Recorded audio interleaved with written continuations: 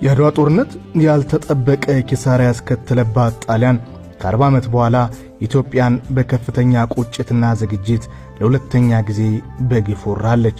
የቶራ ሜዳ አቦ ጦርነት የዚህ የ5 ዓመት ሙሉ ጦርነት አካል ብቻም ሳይሆን በወቅቱም በአካባቢው ለሚታገሉ አርበኞችም አቻ የሌለው ድርብ ድል ነው።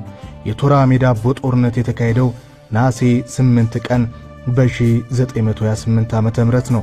ቶራ ሜዳ በምስራቅ ጎጃም ዞን ጎንቻ ሲሶነስ ወረዳ የሚገኝ ታሪካዊ የጦር አውድማ ነው። የቦታው ስያሜ የተሰጠው ቶራ ሜዳ ከግዕዝ ቋንቋ ሲሆን ቶራ ማለት ጎሽ ነው።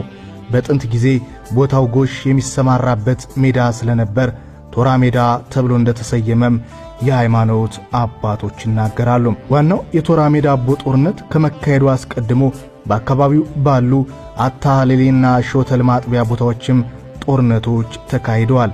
በጦርነት ትጥቅ በኩል ደግሞ ጠላት ኢትዮጵያውያን ሳይዘጋጁ የመጣባቸው ስለሆነ በዘመናዊነቱም ሆነ በቁጥር ፍጹም የማይገናኝ ከመሆኑም በላይ ወራሪው ወሰን የሌለውን ግፍም ያከናውን ነበር።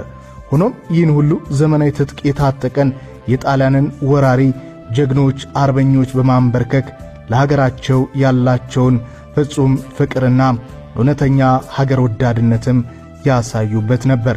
በዚህ ጦርነት አርበኞች በትግል ስልታቸውና ቆራጥነታቸው ባገኙት ድል የጠላትን የጦር መሳሪያ በመማረክ ፍጹም ጀግንነት በተሞላበት መንገድ አኩሪ የጦር ጀብድ በመፈጸም የጭካኔ እርምጃዎችን ደጋግመው በመውሰድ በቶራ መስክ ጦርነት ላይ ድልን ተቀዳጅተዋል።